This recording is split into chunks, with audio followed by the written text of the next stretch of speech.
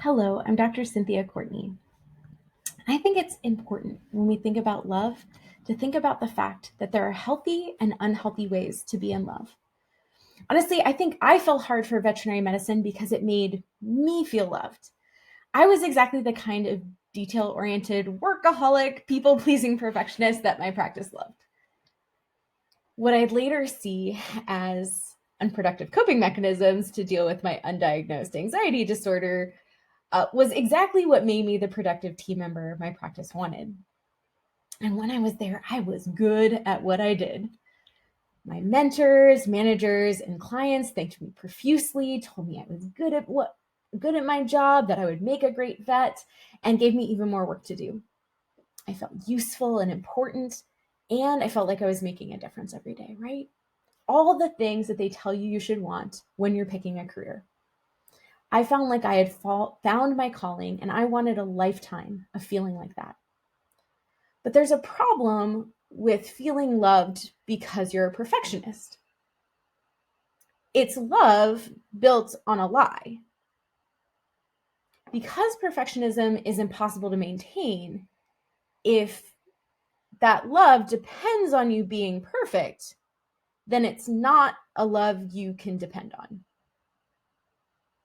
And when I finally became a veterinarian, people were regularly upset with me for both things inside and outside of my control, as you can imagine.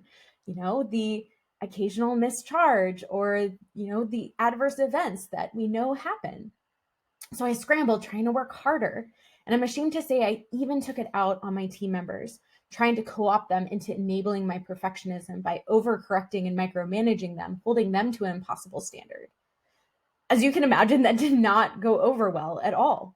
And so I crashed hard into the reality check that I could never work hard enough to get everything right and to make everyone happy.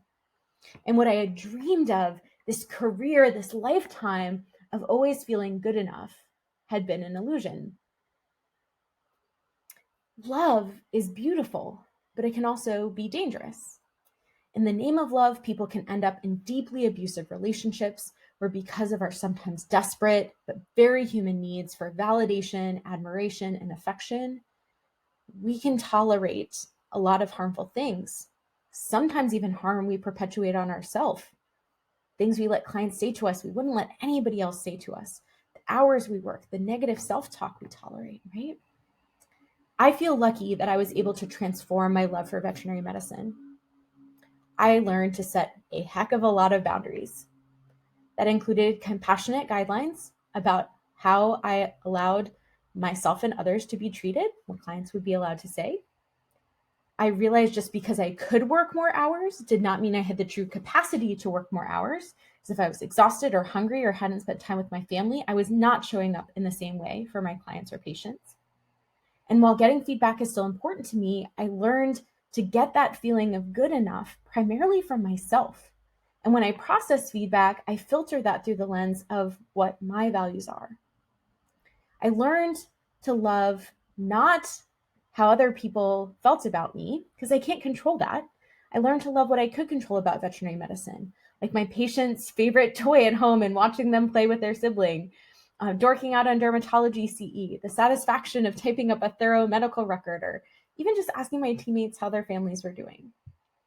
I was really only able to fall back in love with veterinary medicine when I learned to love and take care of myself. As a bonus, I became a much more pleasant person to work with too. So I think if we want people to fall and stay in love with veterinary medicine, we need to foster healthier relationships within the profession. We have to change social norms that reward people for extreme behaviors that undermine their well-being. We have to consider whether vet school admissions, training, internship, and residency processes inadvertently reinforce those behaviors, and where necessary, providing the time and mental health support and other resources to help people transform their relationship with veterinary medicine into a healthier one.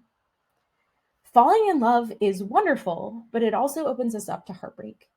The key is to enjoy the process of giving love without making our happiness dependent on whether that someone or something loves us back.